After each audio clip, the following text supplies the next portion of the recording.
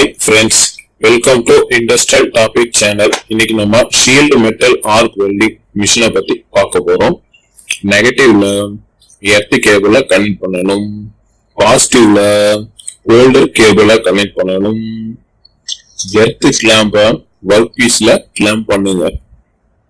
Work piece சின்ன சைஸா இருந்தா ஒர்க்கிங் டேபிள்ல கனெக்ட் பண்ணுங்க.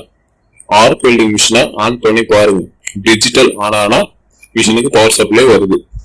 அடுத்து ஆர்க் வெல்டிங் மிஷினுக்கு ஹை வோல்டேஜ் ஆல்டர்னேட்டிங் கரண்ட் தான் வரும். நம்ம டைரக்ட் கரண்ட்டை மட்டும் தான் வச்சு வெல்டிங் அடிக்க போறோம். அப்ப நம்ம ஆல்டர்னேட்டிங் கரண்ட்டை டைரக்ட் கரண்ட் தான் மாத்தணும். அதுக்கு நம்மளுக்கு ரெக்டிஃபயர்னு ஒரு எக்யூப்மெண்ட் தேவை. அந்த ரெக்டிஃபயர் நம்ம ஆல்ரெடி நம்ம மிஷின்ல இன்செர்ட் ஆயிருக்கு. அதனால ஒன்றும் பிரச்சனையே இல்லை. நம்மளுக்கு high voltage alternating current direct current convert ஆயிடும்.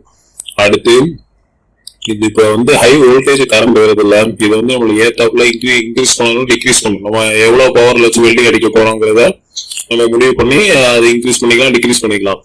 அதுக்கு ஸ்டெப் டவுன் டிரான்ஸ்ஃபார்மர்னு அது டிரான்ஸ்ஃபார்மர்ல ஒரு டைப்பு, அது எல்லாரும் கேள்விப்பட்டிருப்பீங்க.